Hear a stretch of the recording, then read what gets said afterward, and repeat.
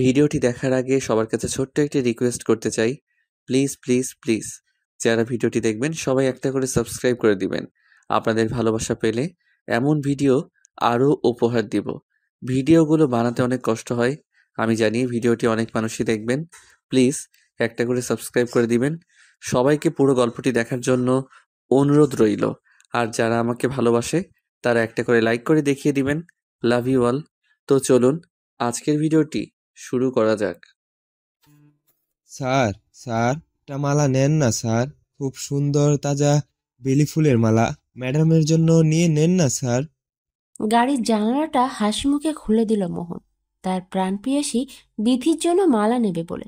তবে মালা হাতে ছেলেটাকে দেখে চোখ ছানা বড়া হয়ে গেছে মোহনের। ছেলেটার বয়স ৫-৬ মতো হবে, ভালো করে কথাও মনে হয় বলতে পারে না। তার উপরে হাত ধরে আরেকটা ছোট্ট মেয়ে দাঁড়িয়ে আছে। মেয়েটার বয়স ২-২.৫ হবে হয়তো। মুখে হাত দিয়ে আঙ্গুল চুষছে। মোহনকে দেখে ছেলেটা আর এক মুহূর্তও দাঁড়ালো না, মালাগুলো ফেলে তার বোনকে ধরে জোরে ছুটে পালিয়ে গেল। মোহনের পাশে বসা বিথি বলল, মোহন, ওরা তোমায় দেখে পালিয়ে গেল কেন? মোহন চোখ দুটো ছোট করে হালকা হেসে বলল, কি জানি, চলো তোমায় তোমার বাড়ি পৌঁছে দেই। এদিকে সেই ছোট্ট ছেলে আর মেয়েটা দৌড়ে তাদের বাড়ি চলে এসেছে। তেমন না দৌড়াতে পারলেও বহু চেষ্টা করেছে জোরে দৌড়ানো। এসেই তাদের মায়ের কাছে এসে বলছে, আম্মু, আব্বুকে দেখেছি রাস্তায়, গাড়ির মধ্যে, সাথে একটা মেয়ে। সবজি কাটতে কাটতে পরি উত্তর দিল, তোমাদের দেখিনি তো। তবে মেয়েটার সম্পর্কে আর কিছু জিজ্ঞেস করলো না পরি। কি আর বলবে, সে তো সবই জানে। কথাটা বলতেই ছেলেটার মুখ গোমড়া করে রেখেছে। ওহ, পরিচয় তো দেয়াই হলো না। এই হলো পরি ও মোহনের ছেলে ও মেয়ে, কমল আর কুহু। পরি সবজিগুলো রেখে কমলের পাশে এসে বসল, বলল, আজ তোমার বাবার সামনে গেলে বাবা তোমাদের আদর করেনি? তবে কমল আর কুহুর মুখের দিকে যা বোঝার তা বুঝে গেছে পুরি। মোহন আদর না, বরং ভয়ে দেখিয়েছে। রোজই তো করে, নতুন কি? ছোট্ট দুটো রুমের একটা বাসায় থাকে পরি। মোহনের মন চাইলেও এখানে আসে শুধু তার খিদা মিটাতে। বউ নামে রক্ষিতা হয়ে তার বাস। পরি তার ছেলে মেয়ে নিয়েই দিন কাটায় এখানে। মোহন তার বাবার একমাত্র ছেলে। বিশাল ব্যবসায় সহায় সম্পত্তি ওদের। বাড়িতে বৃদ্ধ মা আছে তার। তার দিকে তাকানোর সময় কই? রোজ পার্টি, মদ, নতুন নতুন মেয়ে, এটাই তার নেশা। বাপদাদার জমানো টাকা ওড়ানো ছাড়া আর কোনো কাজ নেই বললেই বলা চলে। রাতে কুহুকে কোলে নিয়ে কমলকে আ পড়াতে ব্যস্ত পড়ি, আর কুহু ক্লাসের দুধ হাতে নিয়ে একটু একটু করে খাচ্ছে আর হাত পা ছুটছে। তখনই দরজায় বাড়ি পড়ছে বেশ জোরে জোরে। নিজেকে সামলিয়ে দরজাটা খুলতেই দাঁড়াম করে ধাক্কা দিয়ে দরজাটা দুই পাশে খুলে নিল মোহন। দেখেই বোঝা যায় নেশা করে এসেছে। নেশা করেই তো এখানে আসে। কোনোদিন যদি হুশে একদিন আসতো ওর কাছে। আর এটা নিয়ে পরীর মাথা ব্যথাও তো নেই। তবে কেন নেই? বিয়ের সময় কি সব জানতো পরী? হেলতে দুলতে কমলের সামনে এসে কোমরে হাত দিয়ে দাঁড়িয়ে বলল, এই ছেলে, তোর সাহস কি করে হয় রাস্তায় ফুল বিক্রি করে বেড়ানোর, আর সাথে এইটাকেও নিয়ে গেছিস? মোহন, তোমার যা বলার আমায় বলো। বাচ্চাদের কিছু বলবে না, ওরা ভয় পাচ্ছে। মোহন হেলতে দুলতে পরীর কাছে এসে ওর চুলগুলো শক্ত করে পেঁচিয়ে ধরে বলল, ও তুই, ঠিক বলেছিস, তোকেই বলছি। কত টাকা চাই তোর? আমি যা দিই তাতে না পোষালে তো বলতে পারতি বাচ্চাদের দিয়েও টাকা ইনকাম করানো না। দাঁড়া, দেখাচ্ছি তোকে। চুলের মুঠি ধরে টানতে টানতে শোবার ঘরে এনে বিছানায় ধারাম করে ফেলেছে। এদিকে কুহু আর কমল ভয়ে চুপসে আছে, কারণ প্রায় এমন দৃশ্য দেখে তারা। অনেক ভয়ে থাকে সারাক্ষণ ভেতরে ভেতরে। বিছানায় ফেলে প্যান্ট থেকে বেল্টটা খুলে বেল্টের আঘাতে সারা শরীরে ক্ষত করেই চলেছে মোহন। এত ব্যথা পেয়েও পর্যন্ত করেনি পরি। কি করে করবে? ও চিৎকার দিলে তো পাশের রুমে থাকা বাচ্চারা ভয় পাবে। তাই নিজের ব্যথা নিজের ভিতরেই কামড়ে আটকে পড়ে থাকে। মোহন একসময় ক্লান্ত হয়ে বসে পড়ে। ব্যথায় জর্জরিত পরি কুকড়ে শুয়ে আছে আর নীরবে চোখের জলে বালিশ ভেজাচ্ছে। আবারও হেলতে দুলতে দুলতে কমল আর কুহুর রুমে আসছে মোহন। এই অমানুষেরা, ঘুমাসনি? এখনই ঘুমা। কতগুলো জন্ম দিয়েছে পরি, এই লক্ষ্মীগুলো। এই অলক্ষ্মীকে কত বলেছি বাচ্চা লাগবে না, তা শুনলে তো মা হওয়ার শখ জেগেছে। ঘুমা। বলে জোরে ধমক দিয়ে দরজা লাগিয়ে চলে এসেছে মোহন। কমল আর কুহু ভয়ে চুপসে আছে। কুহুর হাতের গ্লাস হাত থেকে পড়ে গেছে ভয়ে। আজ না খেয়ে ঘুমাবে হবে হয়তো ওর আর কমলের। তাও কমল কুহুকে জড়িয়ে ধরে শুয়ে পড়েছে, নয়তো এদের আব্বু এসে দেখলে এবার মেরেই ফেলবে। নিজের রুমে এসে দরজাটা বন্ধ করে পরীর কাছে এসে ওর সে আঘাত করার শরীরেই হুবলে পড়েছে মোহন। তার আর কোনো দিকেই হুঁশ নেই, সে শুধু তার নিজের খিদা মেটাতে ব্যস্ত। এদিকে পরী তার শরীরের ব্যথা পাওয়া অংশে মোহনের হাতের শক্ত করে ধরা হাতের স্পর্শে জর্জরিত আরো বেশি, যেন কাটা ঘায়ে নুনের ছিটা। নীরবে চোখের পানি ফেলা ছাড়া আর কিছুই করার নেই। তার আর কি বা করবে, কার কাছেই বা যাবে? কেউই তো আর ওকে ঠাঁই দিবে না। বউ নামে যে মোহনের রক্ষিতা হয়ে ঠাঁই আছে এই এখানে। কি ভাগ্য পরী! কখনো ভাবেনি সে এমন রূপের বাহারের জন্য আজ তার সারাটা জীবন কাল হয়ে দাঁড়াবে। এই রূপ তার জীবনের দুশ্মন হয়ে যাবে। মোহনের দেয়া প্রত্যেকটা আঘাত সইতে সইতে তার অভ্যাস হয়ে গেছে, তবে বাচ্চাদের কিছু বললে সহ্য হয় না, আর কিছু বলতে গেলে আরও আঘাত সইতে হয়। মোহন তার ক্লান্ত শরীর হেলিয়ে শুয়ে পড়েছে বিছানায়। কোনো মতে নিজেকে গুটিয়ে নিয়ে বিছানা ছেড়ে আয়নার সামনে দাঁড়িয়েছে পরী। নিজেকে খুঁটিয়ে খুঁটিয়ে দেখছে, কি ছিল আর কি হলো। তখন কি ভেবেছিল এমন হবে? সব বান্ধবীরা বলতো, পরী তুই পুরা পরীর মতো, দেখিস তোর স্বামী তোর রূপ দেখে মাথায় করে রাখবে। আর কি স্বামী পেল তা তো কেউ দেখার নেই, সবই কপাল। ভাবতে ভাবতেই অতীতের পাতায় ঘাটা দিল পরী। 7 বছর আগের কথা। পড়ি এই পড়ি খেতে আয় না মা, সকাল 10টা বাজে, এখন তোর ঘুম হলো না? আজ কলেজ বন্ধ বলি কি দিন পার করে দিবি ঘুমিয়ে? আড়ামোড়া ভেঙে চাদর সরিয়ে বিছানা ছেড়ে উঠেছে পরী। আব্দুর রৌফের মেয়ে পরী। আব্দুর রৌফের এক ছেলে ও এক মেয়ে। ছেলেটা চাকরি করে, আর তারা ভাই বোন একে অপরের আত্মাও বটে। খাবারের টেবিলে বসলেও পরীর ঝিমুনি কমেনি।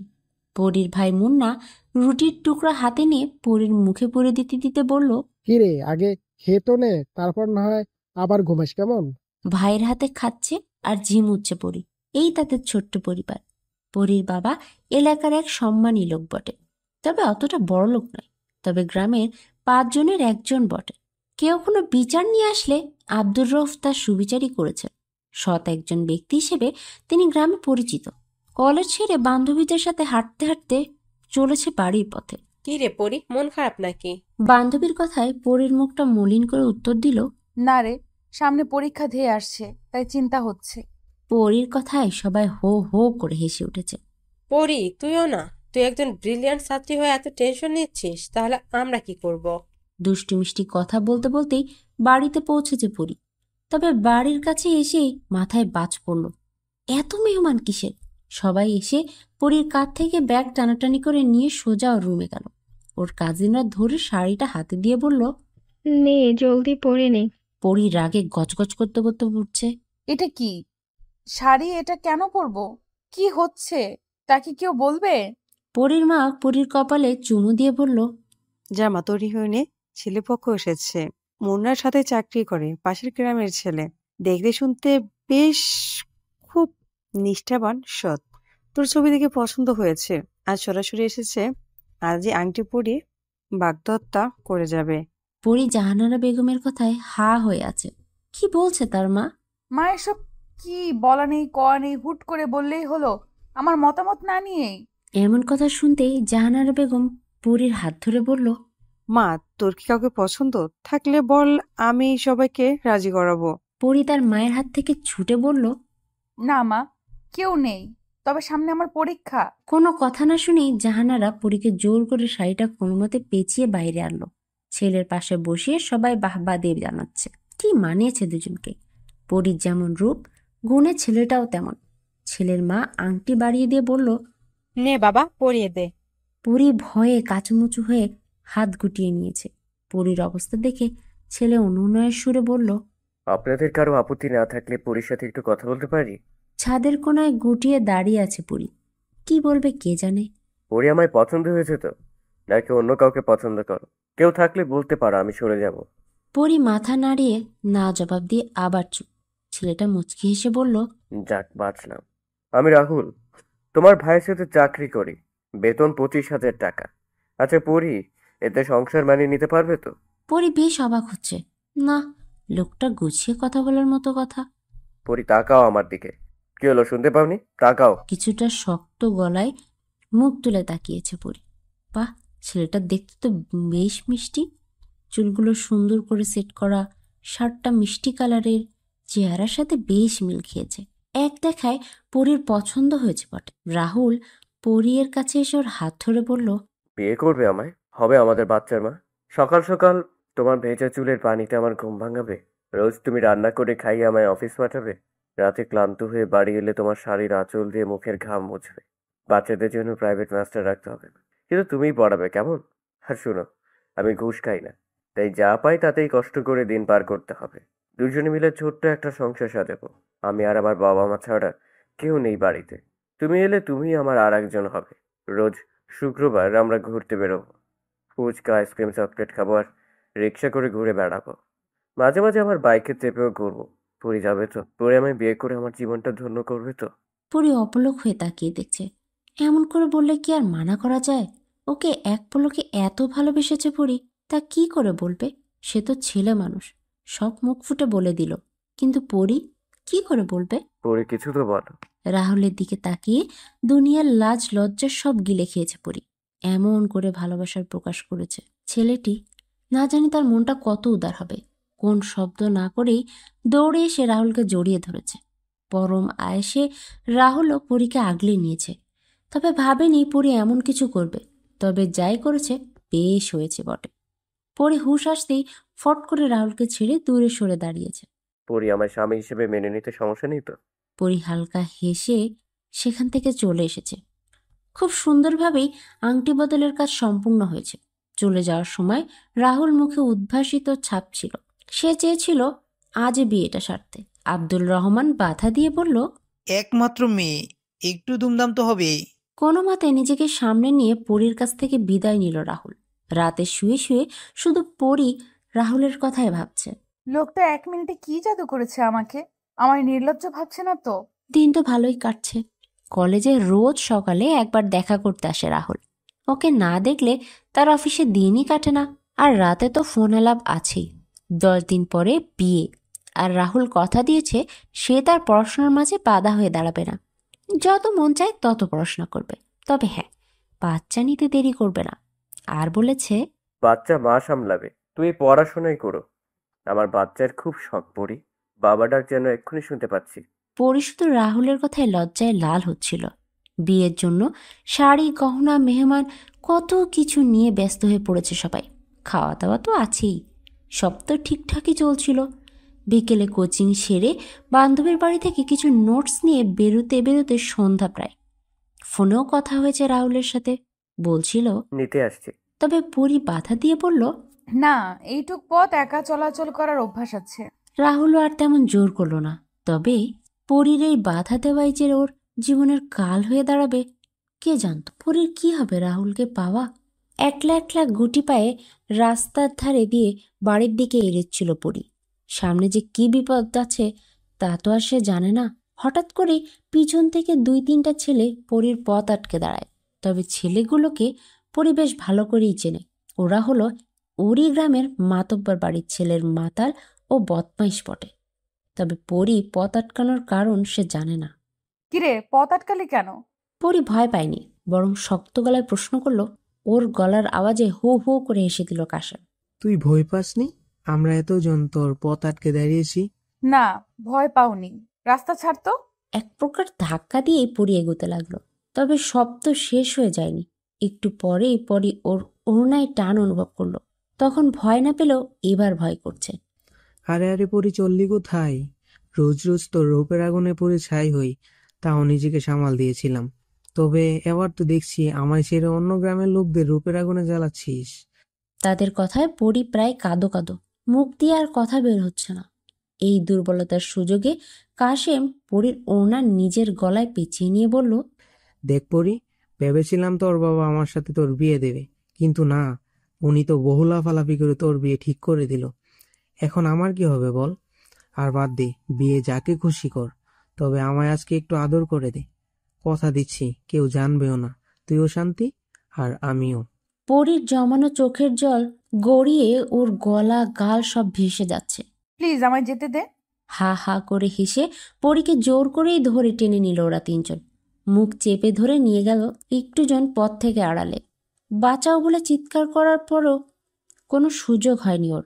এমনভাবে মুখ চেপে ধরে রেখেছে যে শ্বাসও নিতে কষ্ট হচ্ছে পরীর। পরীর সামনে রাক্ষসের মতো দাঁড়িয়ে আছে তিনজন। মুখটা ছাড়া পেয়ে আবার সেই চেঁচানো শুরু করলো পরী। ওর মুখ আবার চেপে ধরে নিয়ে গালে কয়েকটা কষে চড় মারা শুরু করলো ওরা। পরী ভেবেছিল এই তার জীবন শেষ হতে চলেছে। তবে আল্লাহর দূত হয়ে আগমন হয় একটি গাড়ির লাইটের আলোতে অন্ধকার ঘুচিয়ে আলো ফুটে উঠেছে জায়গাটায়। তবে গাড়িতে আর একটা মাতাল ছিল। পরিস্থিতি সব বুঝে গেল সেই লোক। সে নেমেই তার পিস্তলটা বের করে বলল, 3 পর্যন্ত গুনবো, পালাতে পারলে পালা, নয়তো দাঁড়িয়ে থেকে মর। প্রথমে কাশেম ও তার সাথীরা ভয় না পেলেও হাওয়াতে গুলি মারতেই সব ছুটে পালিয়েছে। লোকটা হেলতে দুলতে পরীর কাছে এসে দাঁড়িয়ে বলল, ভয় নেই, ওরা পালিয়েছে। পরী নিভু নিভু চোখটা মেলে নিয়ে দেখল তাকে। সে একটা ফেরেশতা। লোকটা পরীর হাত ধরে তুলে দাঁড় করিয়ে দেখছে ওর মুখটা আর বলছে, সত্যি অপরূপ তোমার চেহারা, তাই তো ওই ছেলেগুলো পাগল হয়েছে। পরীকে ভালো করে দেখলো লোকটা। বুকে ওড়না নেই, হাতের কানিকটা ছিঁড়ে গেছে, গলায় আঁচড়ের দাগও আছে, সেখান থেকে রক্ত বের হচ্ছে। নেশাটা কাটিয়ে পরীকে বলল, ভয় পেও না, আমি কাউকে জোর করি না। আমি মোহন, এখানে একটা কাজে এসেছিলাম আর ঢাকায় ফিরে যাওয়ার জন্য বেরিয়েছি। আর পথে তোমায় দেখতে পেলাম বিপদে। চলো তোমায় তোমার বাড়ি পৌঁছে দেই। পরীও হাও মাও করে কেঁদে দিয়ে বলল, না, এই মুখ কি করে দেখাবো? আরে আরে কাঁদছো কেন? ওরা তো তোমার কোনো সর্বনাশ করেনি, তাহলে কেন এমন করছো? পরী সেই কেঁদেই যাচ্ছে। এই অবস্থায় বাড়িতে কি করে যাবে? এদিকে মোহন পরীর রূপে মুগ্ধ হয়ে দেখছে।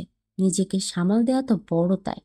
তখনই কিছু আলো তাদের গায়ে পড়ছে। দুজন আর আলোয় কিছু দেখতে পাচ্ছে না। পরীর 2 বাহুডোর ধরে আছে মোহন। আলো কিছুটা নিভু হয়ে এলে দেখতে পেল মানুষটাকে। এখানে তো পুরো গ্রাম জড়িত হয়ে গেছে, বাবা মা ভাইয়া আর কাশেমও। তবে পরীর বুঝতে বাকি রইল না যে এই লোকগুলো কাশেম ওর সাথীরা ডেকেছে। পরী বা মোহন কিছু বলবে তার আগেই কাশেম বলে উঠল, দেখুন দেখুন, গ্রামের গর্ব আব্দুল রউফের মেয়ের কাণ্ড দেখুন। বিয়ে ঠিক হয়েছে, তা অন্য ছেলেদের সাথে ফষ্টি নষ্টি করে বেড়াচ্ছি। ছি ছি ছি। পরীর যেটুকু সম্মান ছিল তাও আজ মাটিতে মিশে গেছে। মোহন শুধু হা হয়ে দেখছে।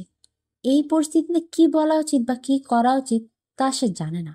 ভিড়ের মধ্যে আরো একজন দাঁড়িয়ে আছে, রক্ত মাখা চোখে পানি গড়িয়ে পড়ছে। পরীর নজর তার দিকে পড়তেই শরীরের লোম শিউরে উঠল। রাহুল, রাহুল আসলে মানে।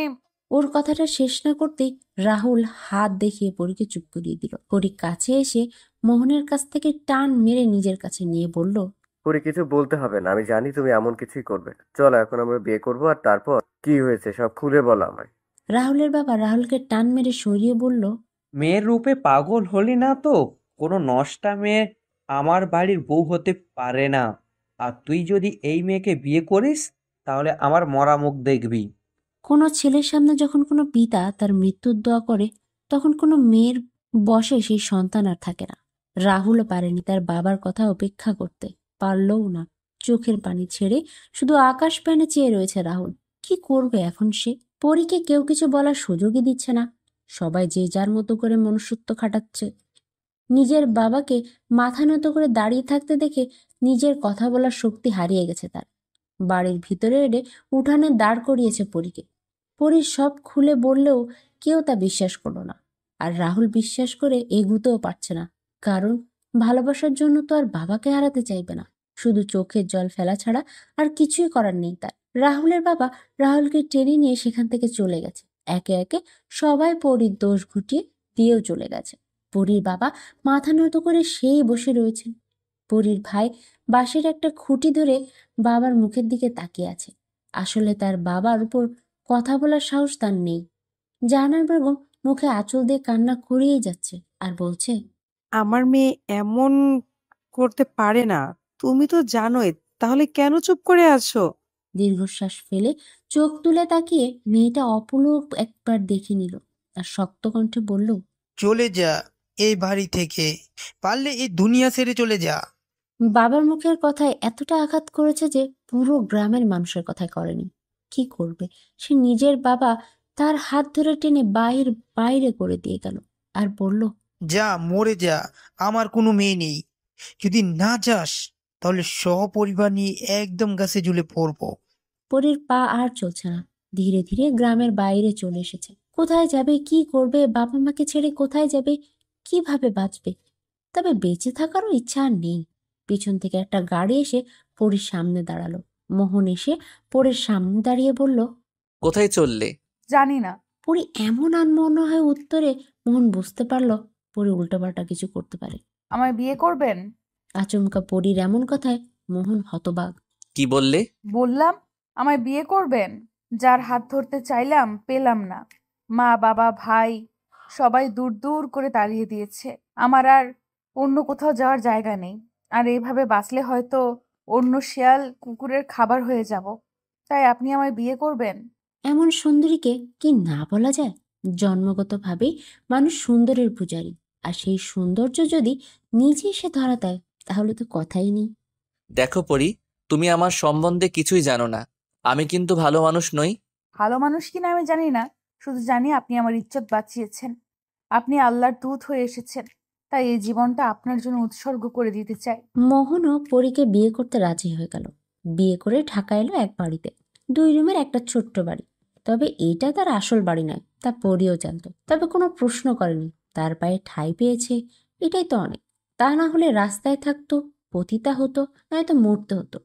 আত্মহত্যার মতো মহাপাপ করতে হতো। রাতে বসে যে খাটে বসেছিল পরী। মোহন যে অনেক বড় লোক তা তার পোশাক চলাফেরা দেখলেই বোঝা যায়। আর পরীর জন্য 1 ঘন্টার সব প্রয়োজনীয় জিনিস এসে হাজির হলো বাড়িতে। তবে বহু রাত পর মাতাল হয়ে বেসে যায় মোহন। খেলতে দুলতে পরীর কাছে এসে ওর ঘরে ঢুকলো। ওর ঘাড়ে নাক ডুবিয়ে দিয়ে বলল, বাহ, কি সুগন্ধ! আমার সকল নেশা কেটে গেছে। পরীকে ধাক্কা দিয়ে ফেলে নিজের ভরটা ওর উপরে ছেড়ে পশুর রূপ ধারণ করেছে মোহন। পরী ব্যথায় কুটিয়ে উঠল। মোহন হেসে বলল, কি হলো, ব্যথা পাচ্ছ বুঝি? দেখো পরি, আমি খুব খারাপ, আর তোমার শরীরের জন্যই তোমায় এনেছি। বিয়ে বলে কোনো জিনিস আমি মানি না। আর এখন ন্যাকা নাটক করো না তো। এই অধিকার আমি জোর করে নয়, বরং তোমার স্ব ইচ্ছাতেই আমায় দিয়েছ। পরী অবাক হয়ে দেখছে। এক ধাক্কা সামাল দিয়ে উঠতে না উঠতেই আর এক বড় ধাক্কা খেল। মোহন পরীর রূপের আগুনে নিজেকে তপ্ত করছে, আর পরী ব্যথায় কষ্টে কেঁদে যাচ্ছে। এ কান্না মোহনের কিচ্ছু হয়নি। আজানের আওয়াজে নিজের হুঁশ ফিরে পেল পরী। নিজেকে গুটিয়ে নিয়ে মোহনের দিকে তাকিয়ে রয়েছে অপলকভাবে, আর ভাবছে, একটা মানুষের কত রূপ, যাকে চাইলাম পেলাম না। ভেবেছিলাম ওনার পায়ে নিজেকে বিলিয়ে দেব। তবে যাই হোক, আগে চিন্তা বাদ দিয়ে সামনের দিকে এগোবো। ওনাকে নিয়ে সংসার পাতবো। আস্তে আস্তে সব ঠিক হয়ে যাবে এই আশায়। ঘুমন্ত মোহনের মাথায় হাত রাখতেই মোহন চোখ খুলে একটা তৃপ্তির হাসি দিয়ে বলল, কি ব্যাপার, ঘুমাচ্ছ না কেন? নাকি ঘুম আসছে না? মাথা থেকে চট করে হাত সরিয়ে নিল। মোহন অন্যদিকে ঘুরে শুতে শুতে বলল, ঘুমাও। আমার থেকে এর চেয়ে ভালো কিছু আশা করো না। তবে এর চাইতে খারাপ যদি কিছু দেখতে না চাও, তাহলে যা বলবো তাই শুনবে। এটা আমি ভাড়া করেছি বাড়ি, কোনো সমস্যা হবে না। আমি আসি বা নাই আসি, তোমার প্রয়োজনীয় সব পৌঁছে যাবে। টেবিলের উপর একটা মোবাইল আছে, ওটা রেখো, আমায় কল করো। নাম্বার সেট করাই আছে। আর ড্রয়ারে টাকা আর আমার একটা এটিএম কার্ড আছে, পিন সেখানে একটা কাগজে লেখা। আর শুনো, কোনোদিন আমার সম্পর্কে ঘাটতে যেও না। আমি নেশা করি, মাতাল, দুনিয়ার হুঁশ নেই। এই বেহুশকে বিয়ে করেছো, তাই সে শাস্তি তো পাবে। আর আমিও শালা, তখন মাথায় কি চলছিল কে জানে, তোমায় বিয়ে করে নিলাম। মোহন তো তেমন কোনো খারাপ না, মেয়েদের নেশা তেমন নেই। তবে এবার এমন কি ঘটেছিল যে মোহন ধীরে ধীরে পশু হয়ে উঠেছিল, অমানবিক অত্যাচারে মেতেছিল। কেন পরীকে কষ্ট দিয়ে সে শান্তি পায়? তবে পরী কি তেমন কিছু ঘটিয়েছিল? সকাল 8টার দিকে মোহন চলে গেছে, একবার বলেও যায়নি। আর পরী রান্নাঘরে গিয়ে হালকা পাতলা কিছু রান্না তৈরি করতে ব্যস্ত, মোহন খাবে বলে। এদিকে সমস্ত শরীর ব্যথায় মরিয়া হয়ে উঠছে বটে। নাস্তা নিয়ে এসে ঘরে মোহনকে না পেয়ে এদিক ওদিক খুঁজেও পেল না। তখন বুঝে নিল বাড়িতেই তো নেই। ওনার মোবাইল ঘড়ি কিছুই রুমে নেই, তাহলে চলেই গেছে। খাওয়ার ইচ্ছাটা আর নেই, তবে পেটে বড্ড খিদা, তাই মন না চাইতেও জোর করে খেয়েছে। দুপুরেও রান্না করে বসে রয়েছে বহুক্ষণ, তবুও মোহনের খোঁজ নেই। তবে রান্না বান্নায় যা প্রয়োজন তা সবই এনে রেখেছে, তাই কোনো দরকারেই বাহিরে বের হওয়ার দরকার নেই। তবে রুমে একটা কতক্ষণ বন্দি থাকা যায়? তাই একটু বাইরে বের হয়ে সব দেখছে। পাশের বাড়ির এক মহিলার সাথে দেখা হয়ে গেল পরীর। সময় কাটানোর জন্য ওনার সাথে বেশ কিছুক্ষণ গল্প করল। ওনার স্বামী আর পরিবারের সম্বন্ধে জানল। তবে সেই মহিলা তার পরিবারের সম্বন্ধে জানতে চাইলে একটু চুপ হয়ে উত্তর দিল, আমি আর আমার স্বামী থাকি, কালই এসেছি। মহিলাকে ভাবি বলে সম্বোধন করছে পরি, কারণ বেশি বয়সের মহিলা সে নয় যে আন্টি ডাকবে। 15 দিন হয়ে গেছে, মোহনের কোনো খোঁজ খবরই নেই। লোকটা আছে নাকি নেই কে জানে। না ফোন না আসা। ঘরের বাজার প্রায় শেষ, কিছু বাজার না হলে তো আর নয়। মোহনের দেয়া এটিএম কার্ডটা হাতে নিয়ে বেরিয়েছে অচেনা পথ ধরে। তবে যাওয়ার আগে সেই ভাবির কাছে বাজারের ঠিকানাটা নেওয়া হয়েছে। সামনের গলিটা পার করে ডান দিকে গেলেই কাঁচা বাজার পাবে। পরি বাজারে গিয়ে 2 হাত মলে যাচ্ছে। কোনোদিন সে বাজার করেনি। আগে কার্ড থেকে কিছু টাকা বের করে নিল। আজ প্রথম বাজারে এসেছে। বোকার মতো দাঁড়িয়ে আছে। একটা দোকানদার আপা আপা করে ডাক দিয়ে পরীকে বলল, আপা কি লাগবো লন? পরী দোকান থেকে কিছুটা তাজা সবজি নিয়ে নিল। তবে আসার পথে 2টা লোক পরীর পিছু নিয়েছে। হাই হাই সুন্দরী, নাম্বার তো দিয়ে দাও। আরে চললে কোথায়? দাঁড়াও না, একটু সুখে দুঃখের কথা বলি। এরকম অসভ্য কথা বলেই চলে যাচ্ছে। পরী শুধু ভয়ে এক প্রকার দৌড়ে চলেছে, পিছু দেখছে আর চলছে। হঠাৎই সামনে কারোর সাথে ধাক্কা খেল পরী। নিজেকে সামনে নিয়ে তাকিয়ে দেখল মোহন রক্তবর্ণ চোখ করে তাকিয়ে আছে পরীর দিকে। পরীর সাথে অন্য লোক দেখতে পেয়ে সেই লোকগুলো পালিয়েছে। পরীর হাত ধরে গাড়িতে উঠিয়ে দিয়ে পাগলের মতো গাড়ি চালিয়ে বাড়ি পৌঁছেছে। পরী ভয়ে চুপসে আছে। আজ মনে হয় আর রক্ষা নেই। রুমে এসে খাটে বসে আছে মোহন। পরী চুপ করে মাথা নত করে দাঁড়িয়ে আছে অপরাধীর মতো। বাহিরে কেন গিয়েছিলে? ও নিজের সৌন্দর্য মানুষকে দেখাতে না? পরী হাবার মতো দাঁড়িয়ে আছে। কোনো কথা গলা দিয়ে আসছে না। মোহন চট করে পরীর গাল চেপে ধরে বলল, বহু রূপ তোর না? এই রূপ দেখাতে বাজারে গিয়েছিলি তো? ড্রয়ার থেকে বোরকা আর নাকাব বের করে দিয়ে বলল, এগুলো পরে বাহিরে বের হবি? আর বেরি হবি কেন? তোর সব তো দিয়েই গিয়েছি। কেন গেছিস? এবার জোরে ধমকে পরী আমতা আমতা করে বলল, আসলে ঘরে খাবারের মতো কিছু নেই, শুধু চাল ছাড়া। কালকেও শুধু লবণ দিয়ে খেয়েছি, তাই তোমার কার্ড থেকে কিছু টাকা বের করে নিয়ে বাজার করে এনেছি। পরীর কথায় মোহন চুপ। সত্যি তো? আমি যে গেলাম বাজারের খোঁজটা তো নিলাম না। তুই ফোন তো দিতে পারতি। মোহনের গলা কিছুটা নরম হয়ে এসেছে, কারণ দোষটা তো তারই। পরী মোহনের নরম গলার আওয়াজ পেয়ে ভয়হীন হয়ে বলল, ফোন দিতাম পরে যদি তুমি রাখো তাই। যাও, কিছু জলদি রান্না করে নিয়ে এসো, বড্ড খিদে পেয়েছে। মনের আনন্দে রান্না করছে পরী। সে সব কাজই পারে, গ্রামের মেয়ে তো, তাই সব শেখা। মা সব শিখিয়েছে। খাটে বসে মোহনকে বেড়ে খাওয়াচ্ছে পরী। পরীর কতটা আনন্দ হচ্ছে তা বলে বোঝানোর মতো না। মোহন বহু তৃপ্তি নিয়ে খাচ্ছে। রোজ রোজ বাহিরে খেয়ে অতিষ্ঠ ছিল। আজ ঘরের রান্না খাচ্ছে সে, তাও এত সুস্বাদু খাবার। পরীকে একবার খেতে বলেনি, এতে পরীর মাথা ব্যথা নেই। উনি শান্ত আছে, এই বহুত। খেয়ে পরীর শাড়ির আঁচলে মুখ মুছে আসছি বলে বেরিয়ে গেছে। পিছু ডাক দিতে গিয়েও দেয়া হলো না। পরী মনটা খারাপ করে দরজায় দাঁড়িয়ে রইল। গাড়ির দরজা খুলে ও আবার লাগিয়ে বলে গেছে, সন্ধ্যার মধ্যে ফিরবো, খেয়ে নাও। শত ব্যথার মাঝে যে কতটুকু পাওয়া তা কাউকে বোঝাতে পারবে না পরী। রাতে তো মোহন এসেছে, তবে পরী খুশি হতে পারল না, কারণ মোহন আবার নেশা করেই এসেছে। ঘরে ঢুকতেই পরী মোহনের সামনে খাবার নিয়ে এসে বলল, নাও খেয়ে নাও। মোহন খাটে হেলান দিয়ে বলল, খাইয়ে দাও, আমি খেতে পারবো না। দ্বিতীয়বার আর বলার প্রয়োজন হলো না। মোহনের এক কথাতেই খাবার ওর মুখের সামনে ধরেছে। মোহনকে খাইয়ে দিয়ে প্লেট রেখে উঠতেই ওর শাড়ির আঁচলটায় টান মেরে বলল, মুখকে মুছাবে? তোমার শাড়ির আঁচলে সেই সুগন্ধিটা পাই যা তোমার শরীরের প্রতিটা কোষে। পরিবেশ ভালোই বুঝতে পেরেছে মোহন এখন কি চায়, আর বলছে, প্রথম রাতের মতো আজও কি এমনই করবে? আমায় কষ্ট দেবে নাকি ভালোবেসে বুকে আগলে নেবে? তবে সেগুড়ে বালি। মোহন পরীকে কাছে টেনে নিয়েছে, তবে ভালোবেসে নয়, তার চাহিদা মেটানোর জন্য। এবার নিয়ে 2 দিন পরই মোহনের ছায়া পেয়েছে। এমন ছোঁয়া পাওয়ার চেয়ে না পাওয়াই ভালো। মোহন সকালে চলে যাওয়ার জন্য প্রস্তুত। পরী ভয়ে ভয়ে মোহনের কাছে এসে পড়ল, খেয়ে যাবে না? মোহন কোনো উত্তর না পেয়ে আবার জিজ্ঞেস করলো, কবে আসবে আবার? এবারের প্রশ্নে মোহন ঘাড় ঘুরিয়ে কড়া গলায় বলল, কেন, কিছু চাই? পরী মাথা নত করে মাথা নাড়িয়ে না সূচক জবাব দিয়ে চুপ। আসবো যেদিন আবার তোমার নেশায় ধরবে সেদিন। মোহনের কথায় পরি মাথা উঁচু করে ভয় ঝেড়ে প্রশ্ন করল, আমি কি শুধু তোমার নেশা? মোহন হো হো করে হেসে বলল, এখনো বুঝলে না তুমি কি? দেখো পরি, আমি খারাপ, খুব খারাপ মানুষ। তুমি নিজেই আমার কাছে এসেছো, আমি তো জোর করিনি তোমায়। আর তাছাড়া মেয়ে মানুষ শুধু ভোগবিলাসের জন্যই তো, আর কি। পরির চোখের জল মুছে দিয়ে বলল, দেখো পরি, কান্নাকাটি পছন্দ হয় না আমার, তাই আমি যতক্ষণ আছি প্লিজ কেঁদো না। আমি চলে গেলে কেঁদো, আর যদি আমায় ছেড়ে যেতে চাও তাহলে যেতে পারো, মানে চেষ্টা করতে পারো। যতদিন বাঁচবে এই মোহনের হয়ে বাঁচতে হবে, তাই এমন কিছু মাথায় আসলে ঝেড়ে ফেলো। পরি অবাক, তবে মোহনের কথায় নয়, বরং তার চিন্তা শক্তি দেখে। এই কি মেয়ে মানুষের পেট থেকে জন্মায়নি? এমন বিবেচনা ওনার! ছি! মোহন সানগ্লাসটা চোখে দিয়ে ব্লেজারটা হাতে নিয়ে বলল, খবরদার তো বাড়ির বাইরে যাওয়ার কথা ভেবেছ? যা দরকার আমার এক ড্রাইভারকে দিয়ে পাঠিয়ে দিব। আমায় ফোন করে নিও, তবে একবারই কল দিবে, এর বেশি নয়। আমি অফিসের কাজে ব্যস্ত থাকি। পরি মাথা নত করে চুপ। আজ বউ নামের রক্ষিতা হয়ে রইল শুধু, আর বলছে, সে স্বামী নয়, সে আমার শরীরের খোদ্দার। সারাদিন একলা কাটানো ছাড়া আর অন্য কোনো উপায়ও তো নেই। তবে বাড়ির জন্য মনটা বড্ড কাঁদে, আর বারবার রাহুলের কান্না মাখা মুখটা সামনে ভাসে। সে বিয়ে করে নিয়েছে তো।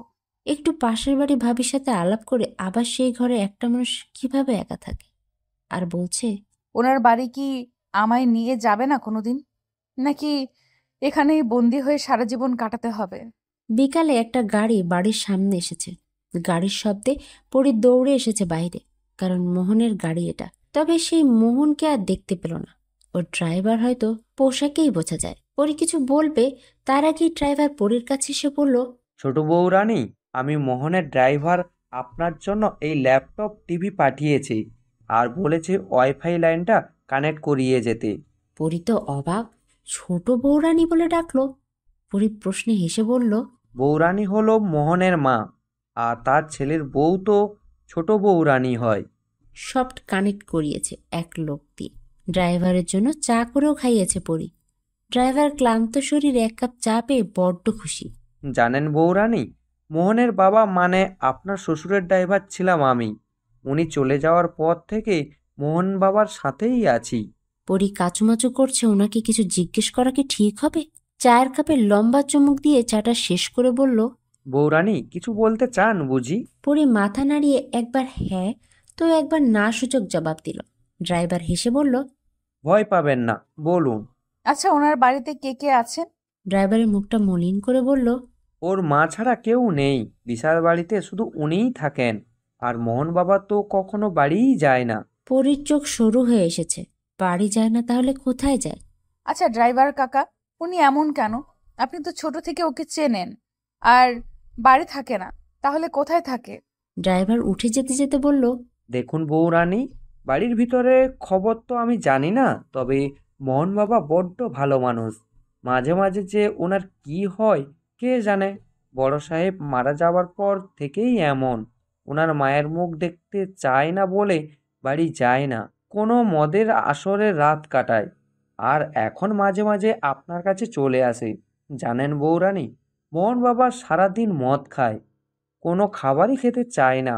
অফিসে সব মেয়েদেরও তাড়িয়ে দিয়েছে, ওদের দেখলে নাকি ওনার গা জ্বালা করে। মেয়ে মানে নেশা ছাড়া আর কিছুই না। ওনার খামখেয়ালিতে সব সম্পত্তি রসাতলে যাচ্ছে, মেয়েদের সহ্যই করতে পারে না। পারলে বৌরানী মোহন বাবাকে তোমার আঁচলে বেঁধে নাও। আর ছোট মুখে বড় কথা বলে দিলাম, আমায় ক্ষমা করো। সেই রাতে আর পরের ঘুম হলো না। ড্রাইভার কাকার কথাগুলো শুধু কানে বাজছে, আর ভাবছে, কেন কোনো সন্তান তার মায়ের মুখ কেন দেখতে চাইবে না? কি এমন হয়েছে যে উনি এমন হয়ে গেছে? সকাল 4টায় মোহন মাতাল হয়েই তার আসলো বাসায়। তার মা জেগেই ছিল, বোধহয় তাই ছেলে আসার খবর পেয়ে গেছেন। মোহন বাবা আমার, কোথায় থাকিস তুই? মোহনের মা রাইমা খাতুনের আওয়াজে একবারও ফিরে তাকায়নি মোহন। নিজের রুমে গিয়ে কিছু জামা কাপড় নিয়ে আবার নিঃশব্দে বেরিয়ে গেছে। রাইমা খাতুন নারাজ নন, এমনটা হবে তা উনি আগেই জানতেন যে মোহন কোনো উত্তর দেবে না, তাই আবার নিজের রুমে ঢুকে দরজা বন্ধ করে নিয়েছেন। নাস্তা বানিয়ে সামনে নিয়ে বসে আছে পরি। খেতে একদম ইচ্ছা করছে না। কি খাচ্ছ না যে? পরির খুশির অন্ত নেই। মোহন এসেছে সকাল সকাল আর বলছে, হাতে এগুলো কি? আলমারিতে নিজের কাপড় রেখে পরীর পাশে এসে বসলো মোহন। পরী অবাক, ওনার জামা কাপড় এখানে, তাহলে কি উনি এখানেই থাকবে? কি হলো, খাচ্ছ না যে? খাবার কি একার জন্য বানিয়েছো নাকি আমিও পাবো? মোহনের চোখ নিবু নিবু, মুখ থেকে বাজে গন্ধ। এটা তো পরী বেশ বুঝতে পারছে যে মদ গিলা হয়েছে। মোহনকে খেতে দিয়ে নিজেও খেয়ে নিল। পরীর বড্ড ইচ্ছা করছে মোহনকে আঁকড়ে ধরতে, তবে উনি তো সেই অনুভূতির আগে পিছেও নেই। পরী মোহনের বড্ড কাছে ঘেঁষে গিয়ে বলল, আপনি মদ কেন খান? না খেলে হয় না? মোহনের মেজাজ চরম পর্যায়ে গরম হয়ে গেছে। পরী জানে এখন কি হবে, তাই মোহনকে জড়িয়ে ধরে বলল, সরি সরি, আর বলবো না, প্লিজ, রাগ করবেন না। মোহনের রাগ নিমিষেই পানি, আর বলছে, আসলে এমন মেয়েও হয় নাকি? নাকি পরিও নাটক করছে? সব নাটক। আমায় ধোকা দিয়ে অন্য কোথাও পালাবে? না না, মেয়ে মানেই ছলনাময়ী। এখন আমার সামনে এক নাটক করছে, আর আমি না থাকলে অন্য পুরুষ নিয়ে ফুর্তি করবে। এদের বিশ্বাস করা ভুল হবে। নিজের মনের সাথে যুদ্ধ করে না পেরে পরীকে ধাক্কা দিয়ে সরিয়ে দিল মোহন। আমার ঘুম পাচ্ছে, আমি ঘুমাবো বলেই খাটে শুয়ে পড়ল। পরীও কোনো প্রশ্ন বা রাগ না দেখিয়েই দরজাটা বন্ধ করে বেরিয়ে এলো। পরী বাহিরে আসতেই পাশের বাড়ির ভাবি ঢাক দিয়ে বলল, ওই পরি, তোমার স্বামী এসেছে বুঝি? পরী হালকা হাসি দিয়ে বলল, হ্যাঁ ভাবি। বাহ পরি, তোমার স্বামীটাও তো দেখতে বেশ, আর টাকা পয়সাওয়ালাও। তা এত টাকার মালিক হয়ে এই বাড়িতে থাকো কেন? আমি একটু আসছি বলেই পরী ঘরে চলে এলো। সত্যি লোকজন তো বলবেই স্বামী এত থার্ড পার্ট হয়ে থাকে, আর আমি কেন এই বাড়িতে থাকি। সুন্দর করে রান্না করেছে পরী, সাথে একটু পায়েসও রান্না করেছে, যদি মিষ্টি মুখ করে একটু মিষ্টি কথা বলে আর কি। মোহনকে ডেকে গোসল করতে বলে চুপচাপ উঠে গেল। খাওয়া শেষ করতেই পায়েসের বাটিটা সামনে রাখতেই গোমরা মুখটা উজ্জ্বল হয়ে উঠেছে। পরী বুঝতে পারল ওনার হয়তো পায়েসটা পছন্দ।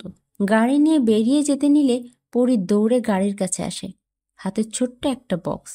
ওটা মোহনের দিকে বাড়িয়ে দিয়ে বলল, খেয়ে নিও আবার পরে। আর একটা কথা। সম্মতি পেয়ে পরী কাচুমুচু হয়ে বলতে লাগলো, আসলে আমার সারাদিন একা একা লাগে, রাতেও বড্ড ভয় করে একলা বাড়িতে ঘুমোতে। যদি আপনি রাতটা বাড়িতে থাকেন, যদি আপনার সমস্যা না হয়। পুরো কথা শোনার আগেই মোহন গাড়ি স্টার্ট দিয়ে বেরিয়ে গেল। পরী অনেকক্ষণই সেই পথের দিকে চেয়ে বসে রইল। মোহন এই আসে এই চলে যায়, ওর যাওয়া আসার কোনো ঠিক ঠিকানা নেই। তবে পরীর বড্ড মায়া হয় মোহনের জন্য। কি মায়া মায়া মুখটা শুকনো হয়ে থাকে। খাওয়া নেই দাওয়া নেই, শুধু মদ হলেই হয়। আর কি চায়? একদিন এই মদ ওনাকে খেয়ে নেবে। মোহনকে শত চেষ্টার পরও বাধা দিতে পারেনি। কি রকম চিন্তা ওনার আল্লাহ জানে। আর ওর কাছে এলে শুধু ওকে পেতে চায়। একদিনও ভালোবাসার বুলি ফোটেনি মুখে। এভাবেই কেটে গেল কয়েক মাস। গত 10 দিন ধরে মোহনের কোনো খোঁজ নেই, না ফোন না আসা। ড্রাইভারকে দিয়ে শুধু জিনিসপত্র পাঠিয়েই ওনার দায়িত্ব শেষ। তবে পরীর কাছে এবার মোহনকে আঁচলে বাঁধার একটা পথ আছে। মোহনকে বলবে বলবে করেও বলা হয়নি, পেলে তো বলবে। নিজেই মনে মনে বহু খুশি, কারণ হলো পরী মা হবে, মোহনের বাচ্চার মা। মোহন পরীকে ভালো না বাসলেও পরী তো বেসেছে, স্বামী হিসেবেই গ্রহণ করেছে মোহনকে। তাই তো মোহনের শত অত্যাচার মুখ বুজে সহ্য করে নেয়, বিনিময়ে ওকে ভালোবাসাই দিয়েছে। মোহনের দেয়া প্রতিটা আঘাতকে ভালোবাসার চিহ্ন হিসেবে নিয়েছে। একলা একলা আর কত, তাই ড্রাইভার কাকাকে দিয়ে কিছু ফুলের চারা আর টব আনিয়ে বাড়ির পাশে ছোট্ট একটা বাগান তৈরি করেছে। সারাদিন তো কোনো কাজ নেই, তাই বাগানের পরিচর্যা করে দিন পার করে। 2 দিন ধরে আর বাগানেও তেমন মন নেই ওর। শরীরটা তেমন ভালো লাগে না, কিছু মুখে তো তুলতেই পারে না, সব বমি হয়ে যায়। একবার ডাক্তারের কাছে যাওয়া প্রয়োজন ছিল, কি করে যাবে? গেলে তো মোহন আস্ত রাখবে না, তার চেয়ে বরং সে আসলেই যাবে। কিছুদিন পর রাতেই মোহনের আগমন। মাতাল হয়ে এটা নতুন কি? তবে মোহন পরীকে কাছে টেনে নিতে চাইলে পরী তার আজ পাচ্ছে না। বড্ড ভয় করছে তোর, আর বাজে গন্ধে বমি এসে গেল বলে মোহন পরীর ঠোঁটে ঠোঁট মিলাবে তার আগেই পরী কেঁদে দিল। প্লিজ আজ এমনটা করবেন না প্লিজ। তবে এই মাতালের কানে কিছু ঢুকলে তো। আর নিজেকে অমানুষ বানাতেই সে মদের সাহারা নেয়।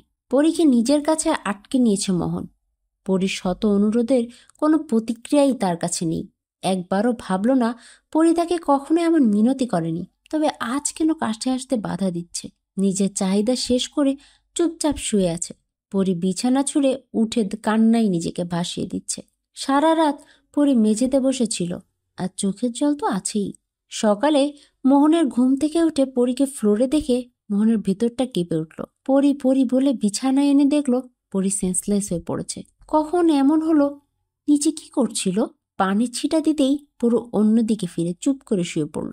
মোহন পরীকে কয়েকটা দাগ দিলেও কোনো সাড়া পেল না। এই অবহেলা মোহন মানতে পারল না। তুই আমার ডাকে সাড়া দিচ্ছিস না কেন? রাতে নিচে কেন শুয়েছিলি? আমার পাশে শুতে সমস্যা হয় তোর? রাতেও বহু নাটক করেছিস, বল কেন? কি অন্য নাগর পেয়েছিস নাকি? পরি আর সহ্য হলো না। শরীরের সমস্ত শক্তি দিয়ে মোহনকে ধাক্কা মেরে দিয়ে বলল, ছুবে না আমায়, একদম ছুবে না, তুমি একটা জানোয়ার। পরির গাল শক্ত করে চেপে ধরে বলল, আজ এতদিন পর মনে হয় আমি জানোয়ার। এবার বুঝতে পারলাম আমায় আর ভালো লাগে না, কাউকে পেয়েছিস মনে হয়। ছি ছি, তোমার কত নীচ চিন্তাধারা।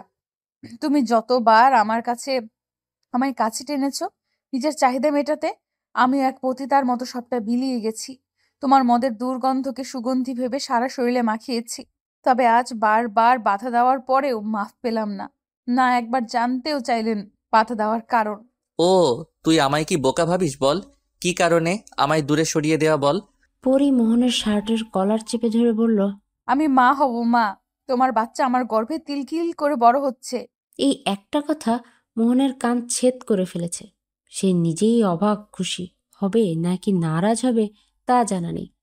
তবে সে আর একটা মোহনকে চায় না, আর মনে মনে বলছে, যদি এটাও বড় হয়ে আমার মতো হয় আর পরি যদি কোনোদিন আমায় ছেড়ে যায়, তাহলে তো এই বাচ্চাটাও আমার মতোই হবে।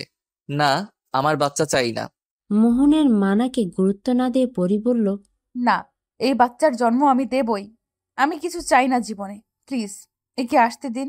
আমি একে আঁকড়ে ধরেই বাঁচতে চাই, প্লিজ। মোহন কোনো কথা না বলে সোজা বেরিয়ে গেল। পরি তা বুঝতে পারল না ওর উত্তরটা কি। মোহন পাগলের মতো ড্রাইভ করছে আর বলছে, কেন? আরেকটা নিষ্পাপ শিশুকে জন্ম দিয়ে কষ্ট দিতে চাইও? ও কি বোঝে না আমার কষ্ট?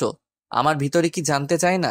পরি তো কোনো কিছুতেই মন বসাতে পারছে না, মানতে পারছে না মোহনের এই ব্যবহার, আর বলছে, দুনিয়ায় এমনও পিতা হয় যে নিজের সন্তান জন্মে খুশি নয়। কি করব আমি এখন? কি করব? না যাওয়ার জায়গা আছে, না এখানে থাকার মতো ব্যবস্থা। মোহনের আর কোনো খোঁজ নেই, আবার নিরুদ্দেশ। তবে পরির চিন্তা হয়নি এবার, কারণ এটা নতুন কেয়ার। কয়েকদিন পরে ড্রাইভারকে পাঠিয়েছে মোহন। ছোট বউরানী, মোহন বাবা আমায় পাঠালেন, বলেছে আপনাকে ডাক্তার দেখাতে, তাই রেডি হয়ে নিন, হাসপাতালে যেতে হবে। পরি খাট থেকে এক চুলও নড়ল না। আমি যাব না কাকা, আপনি ওনাকে বলে দিবেন দরকার নেই কোনো ডাক্তারের। বাঁচলে এমনিই বাঁচবে, নয়তো মরে যাক পেটের মধ্যেই। দুনিয়ায় এসেই বা কি করবে? ড্রাইভার কাকা পরির কষ্টটা বেশ বুঝতে পারছে। দেখুন মা, আপনি আমার মেয়ের বয়সী, তাই বলছি চলুন, রাগ করবেন না। পাশের রুমটায় গিয়ে দেখুন, মোহন বাবা আপনার জন্য ফলমূল আর আপনার যা যা খেতে মন চাইবে সবই পাবেন। মোহন বাবা নিজে গিয়ে সব দেখে দেখে কিনেছেন। ওকে কখনো এমন করতে দেখিনি, কোনো জিনিস এত মন দিয়ে করে না। তবে আপনার আর বাচ্চার জন্য তার চোখে শুধু মায়াই দেখেছি।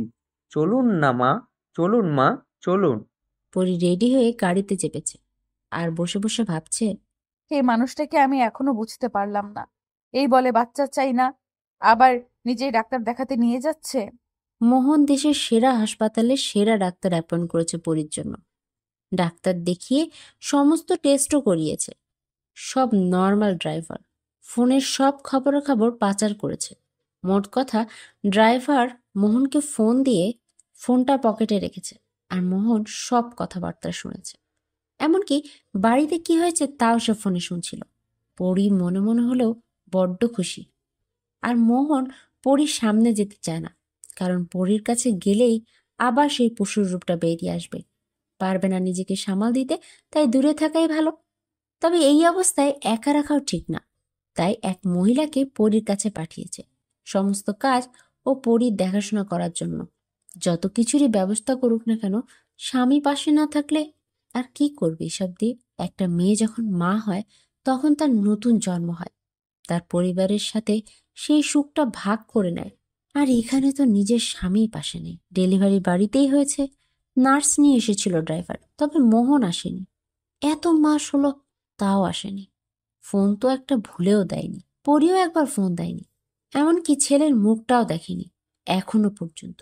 এটা কি মানুষ? তবে সে যাই বলছিল, এর চেয়েও খারাপ অবস্থা হতে চলেছিল। মোহন ড্রাইভারের কাছ থেকে সব খবরই নেয়।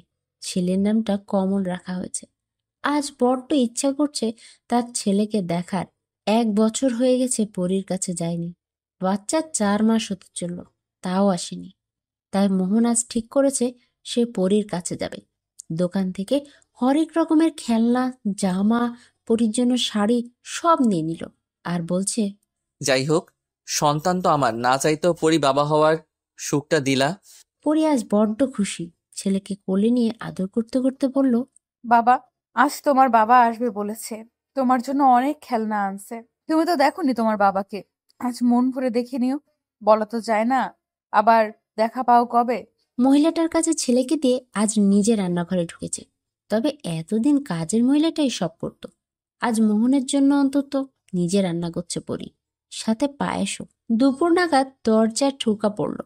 পরী মুখে বিশ্বজয়ী হাসি নিয়ে হাতটা আঁচলে মুছতে মুছতে দরজার দিকে ছুটে আসলো।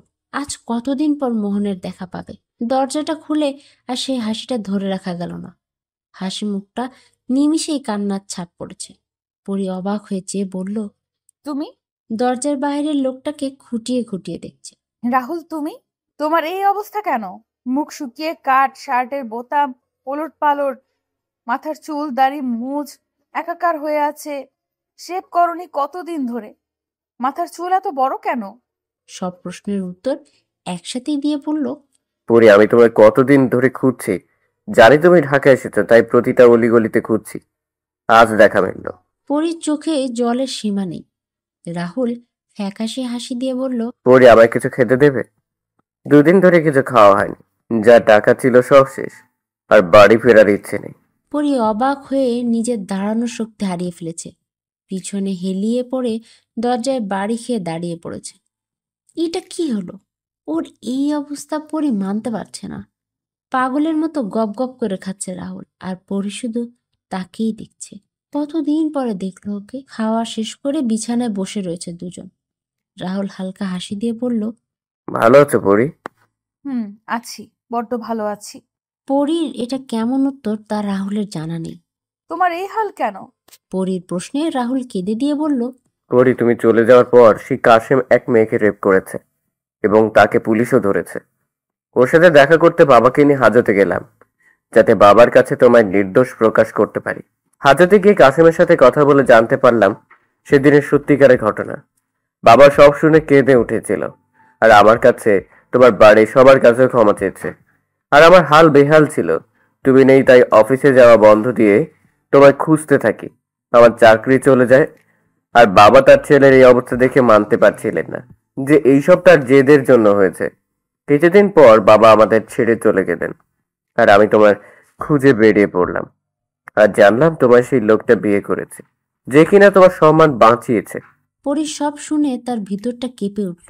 পাপ কাউকে ছাড়ে না কাশেম। কাশেম কেউ ছাড়লো না।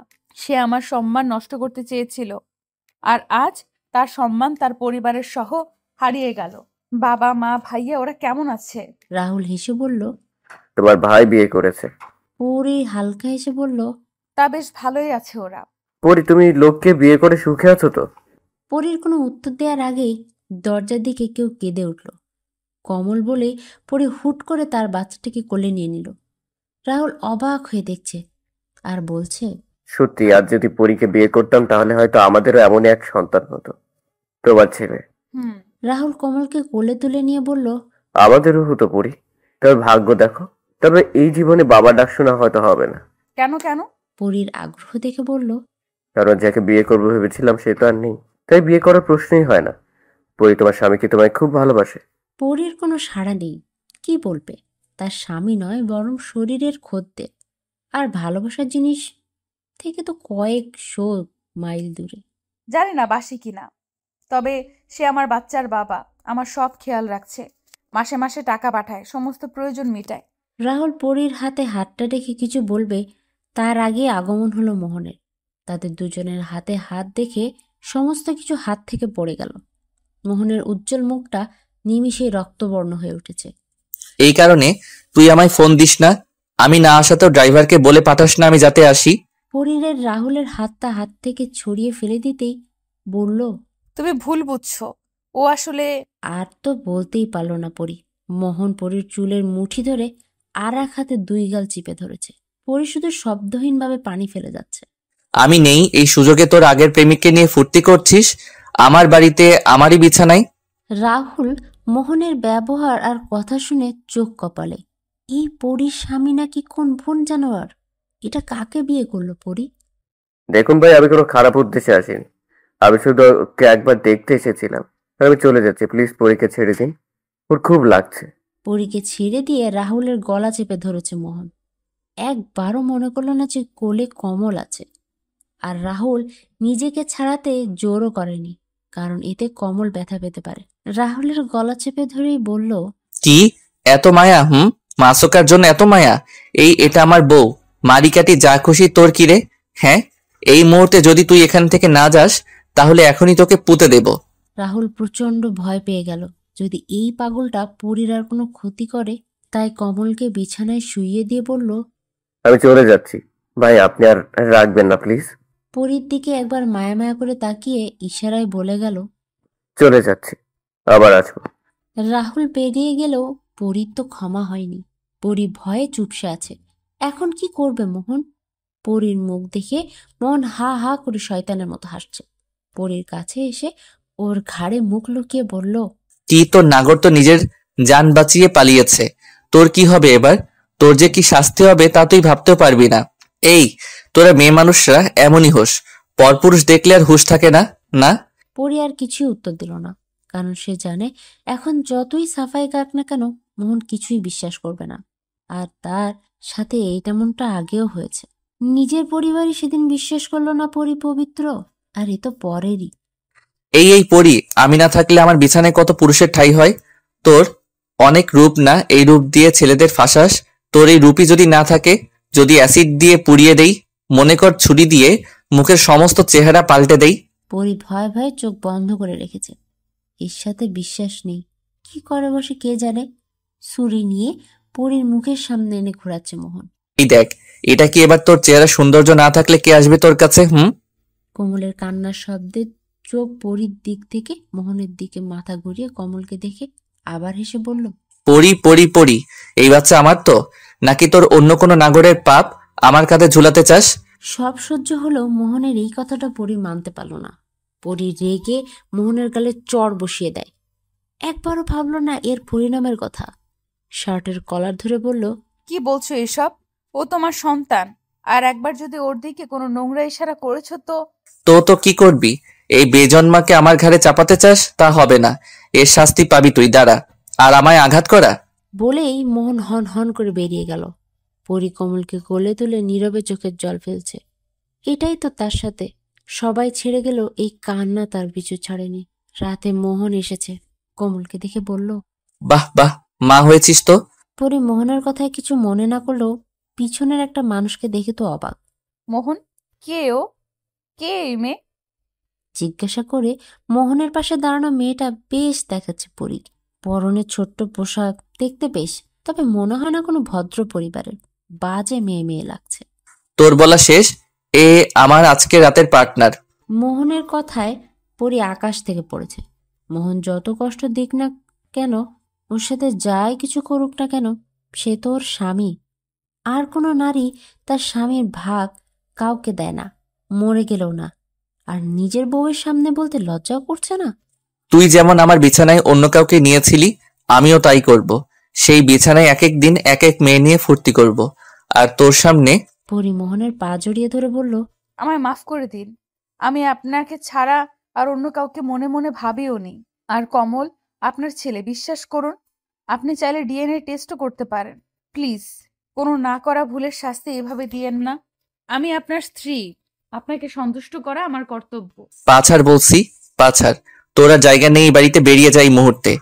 না, পা ছাড়বো না। আমি আপনার এমন পাপ করতে দিব না। আপনি আমায় মেরে ফেলুন, তবুও এমনটা করবেন না।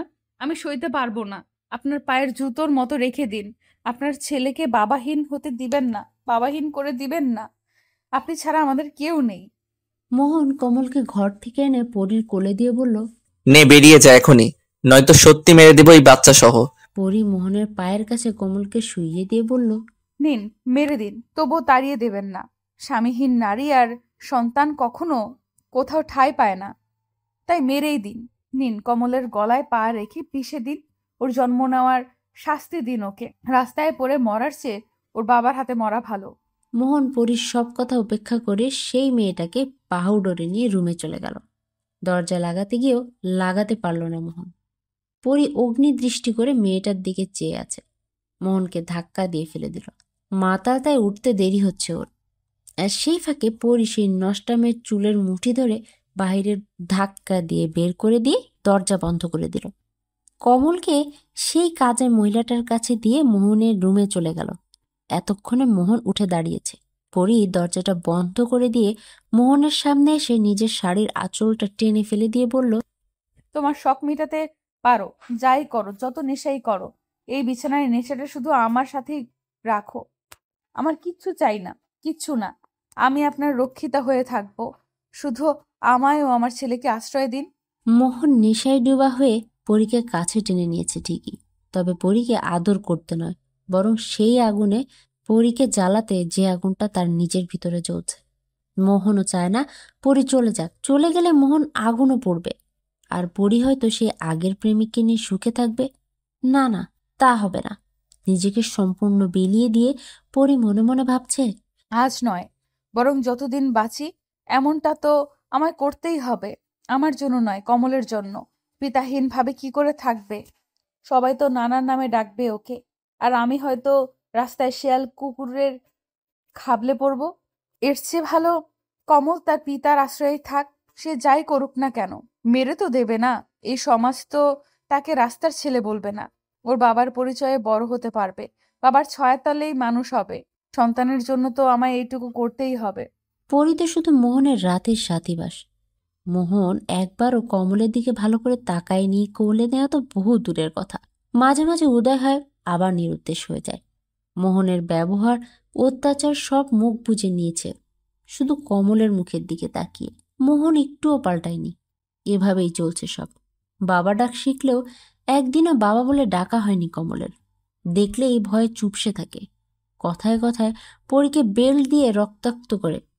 আবার সেই কাটা ঘায়ে তো নুনের ছিটা আছেই। কমল মোহনকে বড্ড ভয় পায়। দেখলেই টেবিলের তলায় বা বাগানে লুকিয়ে পড়ে। এরই মধ্যে জন্ম নিল কুহু। মোহন কুহুর জন্মে কিছুই বলেনি, সে তার মতোই চলে যাচ্ছে। আর পরী কমল আর কুহুকে নিয়ে নিজের দিন পার করছে। তবে এখন মোহনকে ভালো করার আশা ছেড়ে দিয়েছে সে, কারণ সে একটা জালিম। নিজের শখ মিটাতে গিয়ে ছোট বাচ্চাদের কান্নার আওয়াজেও সে পরীকে রেহাই দেয়নি। কত রাত কুহু আর কমল না খেয়ে কাঁদতে কাঁদতে ঘুমিয়েছে একা একা। কি করবে? সন্ধ্যায় চলে আসলেই পরীকে নিয়ে রুমে ঢুকে যায়, কমল আর কুহুকে আর একটা ঘরে বন্দি করে। ছোট্ট কুহু খিদায় কেঁদে কেঁদে আধমরা হয়ে গিয়েছিল। তাতেও বাবা নামে সেই পশু মাতালটা মায়া হয়নি। মোহন একবার গেলে 2-3 মাসও তাকে আর পাওয়া যায় না। কোমল আর কুহু ধীরে ধীরে বড় হচ্ছে। কমল 6 বছরের আর কুহু 2.5 বছরের হয়ে গেছে। এতদিনে বাবার শরীরের গন্ধ কেমন তা তাদের জানা নেই। তবে এই ঝড় কি থামার নয়, নাকি আরো ঝড় আসতে চলেছে? বর্তমানে কমল আর কুহুই পরীর দুনিয়া। নিজেকে ঠিক করে নিয়ে চলে গেল কমল আর কুহুর ঘরে। বাচ্চা দুটো ভয়ে গুটিয়ে আছে, মনে হচ্ছে ঘুমোচ্ছে। কমল আর কুহুর মাথায় হাত বুলিয়ে দিয়ে চলে গেল রান্নাঘরে। জলদি কিছু একটা বানাতে হবে। আর মোহন তো খায় না এখানে, তাও মাঝে মাঝে খাবার খুঁজে, তাই রেডি করে রাখাই ভালো। আর কমল আর কুহুর খাওয়াও হয়নি রাতে, তাই উঠলেই তাদের খাওয়াতে হবে। সমস্ত শরীর বেল্টের আঘাতে ছিন্ন ভিন্ন হয়ে গেছে। এই ব্যথা নিয়ে হাত দিয়ে পিঠে মলছে আর রান্না করছে। কাজের মহিলাটাকে পরী বিদায় দিয়েছে, কারণ মোহনের কাণ্ড চায় না পরিতা পরের কাছে প্রকাশ পাক। মোহন ঘুম থেকে উঠে সোজা চলে গেল কমল আর কুহুর রুমে। অনেকক্ষণ দরজার সামনে দাঁড়িয়ে তাদেরকে দেখে আবার বেরিয়ে গেল। পরী মোহনকে খেতে ডাক দিলেই আবার চটে গেল। তুই বাচ্চাদের দিয়ে কামাই করাস, সেই খাবার খেতে বলছিস? পরীর গালে চড় মারতেই পরীর হাতে খাবার প্লেটটা মাটিতে পড়ে গেল। পরি চড় খেয়েও মাটিতে পড়ে যাওয়া খাবারগুলোর দিকে তাকিয়ে আছে। পরি চোখের পানি মুছে নিয়ে বলল, হ্যাঁ, বাচ্চাদের দিয়ে কামাই করাই। আর কেন করাই? আপনি টাকা দেন, কিন্তু কতদিন ধরে টাকা দিচ্ছেন না, হিসাব রেখেছো? আর এসে 1000-2000 টাকা মুখের উপর ছুঁড়ে মেরে চলে গেছো। আর আমাদের কি কিছু লাগে না নাকি? আমি মালা তৈরি করে দেই, কমল তা বিক্রি করে যা পায় তা দিয়েই বাজার করা হয়। এখন তো টাকার আরো প্রয়োজন, কমলকে স্কুলে ভর্তি করাতে হবে। আর কুহুর জন্য দুধ, খাবার, কত কিছুই জোগাতে পারি না আমি। কি করব বলো? শুধু বাচ্চা নয়, দরকার পড়লে নিজে অন্যের বাড়িতে কাজ করব। মোহনের আর ইচ্ছা করছে না কথা বলার, আর বলারও কিছু নেই। পরি খাবারগুলো তুলে নিয়ে বলল, এই যে তুমি এগুলো নষ্ট করলে, জানো এগুলোর জন্য আমার ছেলে মেয়ে কত কষ্ট করে? তুমি তো চলে যাবে, আর কবে আসবে জানা নেই। তুমি তো আয়েসে থাকো, খাও, ফুর্তি করো, আর আমাদের খোঁজটা নিয়েছো? কোনো শব্দ ছাড়াই বেরিয়ে গেছে মোহন। আর পারছে না পরির অভিযোগ শুনতে। পরি কখনোই অভিযোগ করে না, তবে আজ বড্ড মায়া হচ্ছিল। পরি আর পারছে না মোহনের অত্যাচার সইতে, আর বলছে, আর কত কত চেষ্টাই তো করেছি ওনার মনের মতো হওয়ার, তাও পেরে উঠলাম না। কিছুদিন আগেই রাহুল আর তার ভাই মুন্না দুজন এসেছিল, আর পরীকে নিয়েও যেতে চেয়েছিল।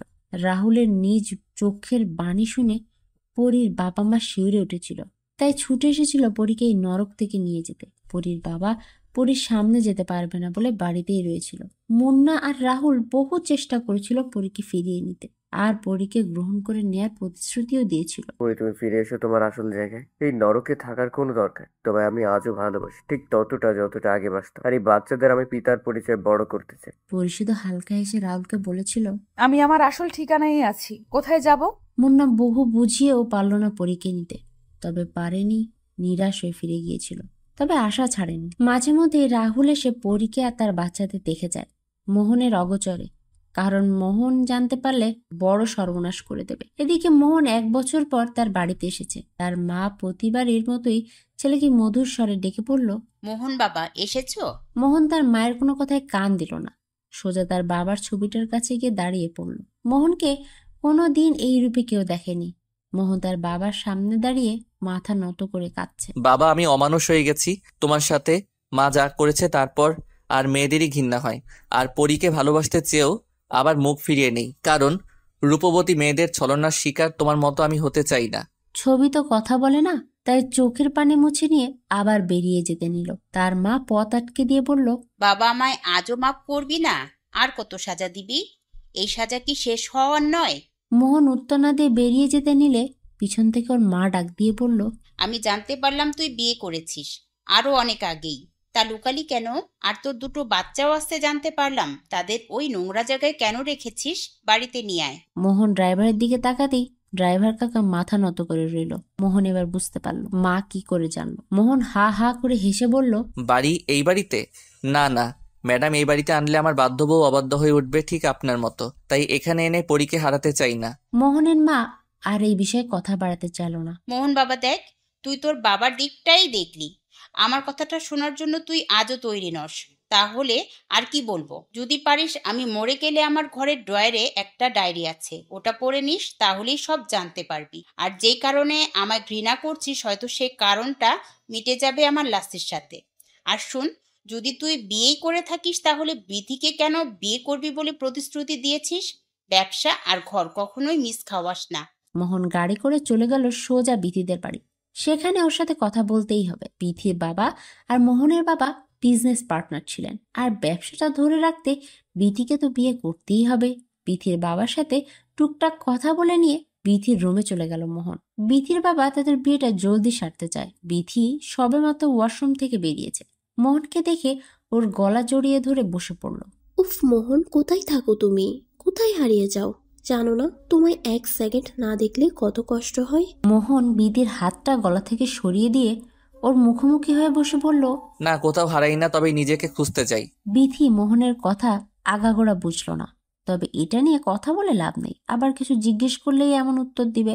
বিথির সাথে অনেকক্ষণ কথা বলে চলে যেতে নিলে বিথির মা মোহনকে আটকে দিয়ে বলল, মোহন, খেয়ে যেও বাবা। মোহনেরও পেটে বড্ড খিদে। সেই সকালে বের হয়েছে, তাই আর খাওয়াটা হয়নি। টেবিলের সামনে হরেক রকমের খাবার নিয়ে মুখে তুলতে গিয়েও তোলা হলো না। সকালে পরীর কথাগুলো আবার কানে পাচ্ছে। পরি, কমল আর কুহুটা কি খেয়েছে?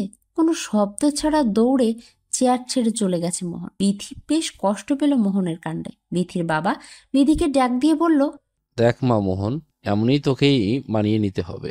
বিথি তো মোহনের প্রেমে হাবুডুবু। মোহনের দেনায় ডুবে গেলে বিথির বাবা সব দেনা শোধ করেছেন এবং নিজের মেয়ের বিয়ের প্রস্তাব দেয় ওর সাথে। বিবাহিত হওয়া সত্ত্বেও সে রাজি হয়েছিল। কারণটা তার ব্যবসা, বাড়ি সব বাঁচাতে হবে, নয়তো সব হারিয়ে পথে বসবে কমল আর কুহুর কিছুই থাকবে না। পরীকে বিয়ে করার পর যখন কমল কুহুর জন্ম হয় তখনই মোহন চুপচাপ সব সম্পত্তি কমল আর কুহু আর পরীর নামে করে দেয়। কারণ মোহন এই আছে এই নেই, আর তার না থাকায় যেন বাচ্চাটাকে নিয়ে পথে বসতে না হয় পরী, তার প্রাণের পরীর যেন কষ্ট না হয়। তবে বেঁচে থেকে আর কম কষ্টই বা দিচ্ছে কই। গাড়ি থেকে বের হয়ে দরজার সামনে দাঁড়িয়ে রয়েছে মোহন। ভিতরে ঢুকতে সাহস হচ্ছে না, হয়তো ওরা অভুক্ত। দরজাটা ধাক্কা দিয়ে দেখলো ওরা তিনজন জড়সড় হয়ে শুয়ে আছে। মোহন গলায় খকখকানি দিতেই পরী উঠে গেছে। তুমি এই বিকেলে? কেন, এলাম বলে খুশি নস নাকি? না, এই লোকটা কখনো সোজা উত্তর দিবে না। হাত থেকে ব্যাগগুলো বের করে বেরলো। এখানে দুধ আর কোমল কুহুর জামা কাপড় আছে আর ফল আছে, রোজ ওদের খেতে দিবি, শেষ হলে আমায় কল দিস, আবার পৌঁছে যাবে। পরীর কাছ থেকে এটিএম কার্ডটা নিয়ে নিয়েছিল মোহন, কারণ ব্যাংকে টাকা ছিল না আর পরীকে বলতেও ইচ্ছা করছিল না, তাই চোরের মতোই নিয়ে চলে গিয়েছিল। আর পরীও কিছুটা জিজ্ঞেস করেনি, ওর জিনিস ও নিয়ে গেছে আর এখন সব ঠিক। তাই পরীর নামে একটা অ্যাকাউন্ট খুলেছে মোহন। পরীর কাছ থেকে বেশ কিছু কাগজে সই করিয়ে নিয়ে গিয়েছিল। পরী সই দেওয়ার সময় শুধু বলেছিল, তুমি আমায় আমার মরণ পঞ্জিকায় সই করাও, আমি কিচ্ছু বলবো না, শুধু ডিভোর্সের কাগজে সই করিও না। তখন মোহন এমন জোরে ধমক দিয়েছিল যে পরী সেকেন্ডের মধ্যে সব কাগজে সই করে ফেলে। সেই পরীর নামে তার সমস্ত টাকা রেখে দিয়েছে মোহন। পরীকে এটিএম কার্ড আর চেক বই আর কিছু ব্যাংকের কাগজ দিয়ে বলল, এগুলো তুলে রাখ। পরী তো হা হয়ে গিয়েছে। এগুলো কি? এত কিছু তোর জানতে হবে না, তুলে রাখতে বলেছি রাখ। আর এই কার্ডটা থেকে যত খুশি টাকা বের করে নিস, কমলকে কাল স্কুলে ভর্তি করিয়ে দিস। এই নে সব ঠিক করে এসেছি, তুই শুধু ওকে নিয়ে যাবি, বাস। খুব ভালো স্কুল। রাতে খেয়ে চুপচাপ বসে রয়েছে মোহন বিছানায়। পরী ভাবছে হয়তো আজও সে, তাই পরী মোহনের কাছে আসতেই চেঁচিয়ে বলে উঠল, তুই এখানে কেন? পরী অবাক হয়ে রইল। এই তো একটু আগে কত সুন্দর সব খোঁজ নিচ্ছিল, আর এখন আবার রুম থেকে বার করে দিচ্ছে। পরী ভয়ে ভয়ে বলল, কেন, কোথায় যাব? কেন জানিস না? কাল কমলের ভর্তি করাতে হবে, ওর ছোটখাটো ইন্টারভিউ হবে, ওকে পড়া গিয়ে। পরী চোখের পানিতে আজ মোহনকে ভাসিয়ে দিতে পারবে।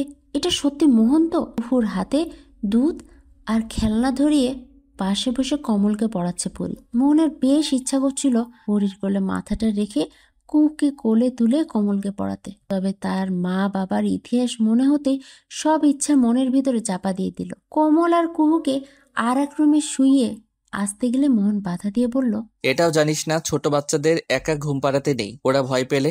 পরী এই কথাটা হজম করতে পারল না। ভূতের মুখে রাম নাম, নিজেই ওদের ভয় দেখায়, আর আজ কিনা কোমল কুহুকে নিয়ে শুয়ে আছে পরী। পরীর পাশে মোহন। মোহন শুয়ে আজ বড্ড তৃপ্তি পাচ্ছে। পরীও তো বড্ড খুশি আজ। মোহন অন্য পাশ ফিরে শুয়ে চোখের পানি ছেড়ে নীরবে কাঁদছে। তা তো পরী টেরই পায়নি। কেন মোহন এমন করে বাচ্চাদের জন্য মায়া থাকতেও প্রকাশ করে না? মাঝরাতে উঠে অনেকক্ষণ চুপচাপ তিনজনকে মন ভরে দেখছে মোহন। এ যেন শেষ দেখা হতে মন ভরে দেখে নিল আর বলছে, বড্ড ইচ্ছা করছে কুহুটার মাথায় হাত বুলাই, দেখতে কিছুটা আমার মতোই কপাল, আর মুখের কিছুটাই বড্ড মিল খায়। নিজের মেয়ে বলে কথা তো। কি অপয়া বাপ, আমি আজ অব্দি এদের মুখে বাবা ডাক শুনতে পেলাম না। পরী নড়াচড়া দিতেই মোহন আবার আগের মতো ঘুমের বাঁধ ধরে শুয়ে পড়ল। তবে পরী তো জেগেই ছিল, তা মোহন জানে না, জানতেও হবে না। এইটুকুতেই বহুত কিছু পাওয়া। মোহনকে জড়িয়ে ধরে পরী চুপচাপ শুয়ে রইল। মোহন ও পরীর হাতটা সরালো না, কারণ তার বেশ ভালো লাগছে যে। হঠাৎ করে বিধির কথা মনে পড়ে গেল। মোহন অস্বস্তি বোধ করছে। একসাথে দুটো মেয়ের জীবন নিয়ে খেলা করছে সে। বিধি জানলে বড্ড কষ্ট পাবে, তবে পরী জানতে পারলে হয়তো বাচ্চা সহ গলায় ধরে দেবে, কারণ পরী বলেছে তার সকল শাস্তি মাথার উপরে। তবে পরী ছাড়া অন্য কেউ জীবন আসলে তা সইবে না, কখনোই না। আর মোহন সেই ভয়টাই পাচ্ছে, আর মনে মনে বলছে, বিধির কথা জানতে পারলে কি পরী আমায় ছেড়ে চলে যাবে, নাকি আমায় বুঝতে পারবে আমি কেন এমনটা করছি, আর ওরা যে আমার দুনিয়া, আমায় ছেড়ে যাবে না। আর বিথিকে বিয়ে না করলে তো আরো বিপদ। এমনকি জেলেও নিতে পারে ওর বাবা। আর তখন এদের কি হবে, কে দেখবে? প্রতারক বলে ফাঁসিয়ে দিলে তো বহু দিন জেলখানায় কাটাতে হবে। এ তো দুই ধারে তলোয়ারের মাঝখানে ফাঁসা মোহন। বিধিকে বিয়ে করতে ওর বাবা উঠে পড়ে লেগেছে। এখন হবেটা কি? কালকে তো পরীকে সব বলতেই হবে যে আমি আবার বিয়ে করছি, কিন্তু কি করে বলি? আর না জানালে পরে কি হবে? পরি কমলকে স্কুলে ভর্তি করিয়ে দিয়েছে। মোহন ঠিকানাটা দিয়ে বিদায় নিয়েছে। তবে আগের বারের মতো পরি বাহিরে বের হতে ভয় পায়নি, কারণ এখন প্রায় রাস্তাঘাট সবই চেনা। আর মোহনের অনুমতিও আছে, বোরখা পরেই বেরিয়েছে।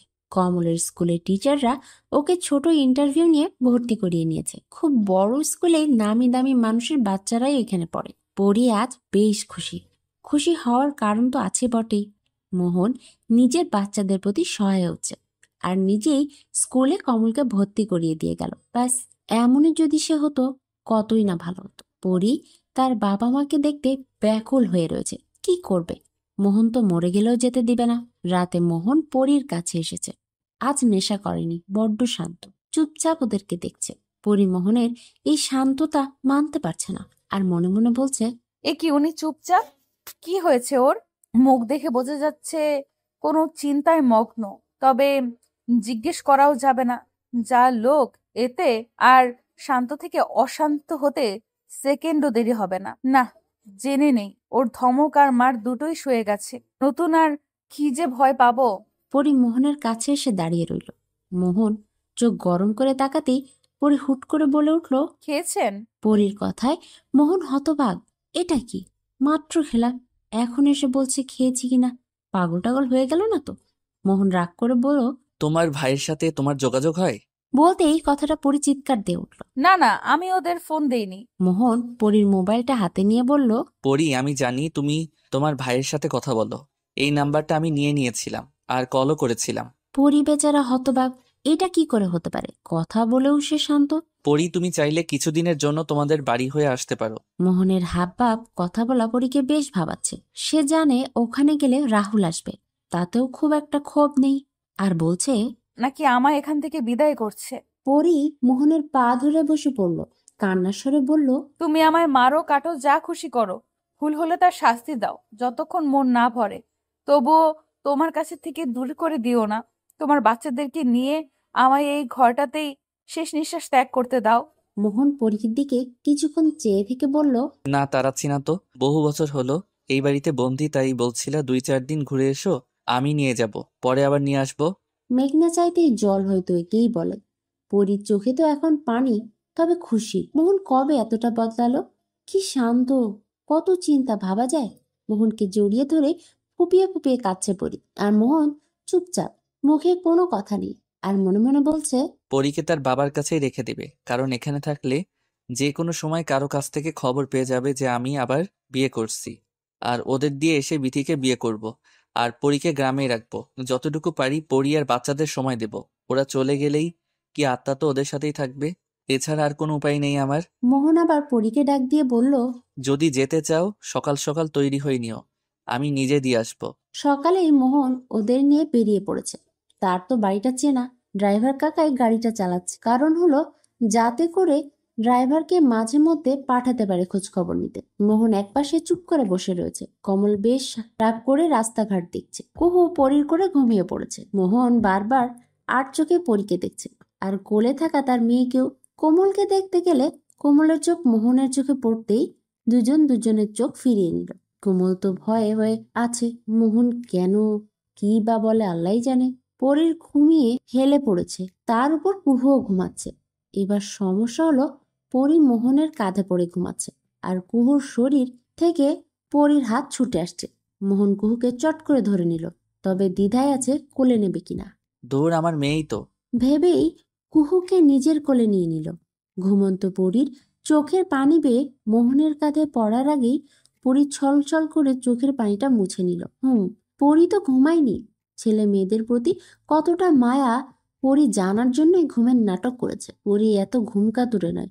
যদি এমনি হতো তাহলে একা 2 ছেলে মেয়েকে মানুষ করলো কিভাবে? পরী আজ বড্ড আনন্দ হচ্ছে, আর মনে মনে বলছে, না মোহন, তুমি যতটা কঠোরতা দেখাও না কেন, আসলে তুমি খুব নরম, ঠিক নারিকেলের মতো। বাহিরটা শক্ত, ভেতরটা নরম। তুমি যতই তাদের প্রতি ভালোবাসা লুকিয়ে রাখো না কেন, আমি তো জানি তুমি কতটা ভালোবাসো আমাদের। নয়তো আমি বোরকা ছাড়া ঘর থেকে বেরোলে রাগ করতে না। নিজে মদ খেয়ে ধুলো, কিন্তু আমি নামাজ না পড়লেই রাগ হও। বাচ্চাদের কষ্টে তুমিও কষ্ট পাও। শুধু মদ তোমাকে সেই সব লোকাতে সাহায্য করে। যদি মদটা ছেড়ে দেয় তাহলে কত ভালো হতো। আজকের মতোই সব ঠিকঠাক থাকতো। আমার এবার বিশ্বাস হয়ে গেছে তুমি আমাদের ছেড়ে থাকতে পারবে না, কখনোই না। তুমি আমাদের নিজের চাইতেও ভালোবাসো। আর আমাদের হারানোর ভয় নেশা ভরা চোখে তাকালেও দেখতে পাই, খুব স্পষ্ট করে দেখতে পাই। পরি নিজের একটা হাত দিয়ে মোহনকে বেঁধে নিল। কোমল গাড়ির জানালা ধরে চুপচাপ বাইরের দিকে তাকিয়ে আছে, তবে তার বোরিং লাগছে। মোহনও বেশ বুঝতে পারছে ছেলেটাকে কাছে পেয়েও পাওয়া হলো না।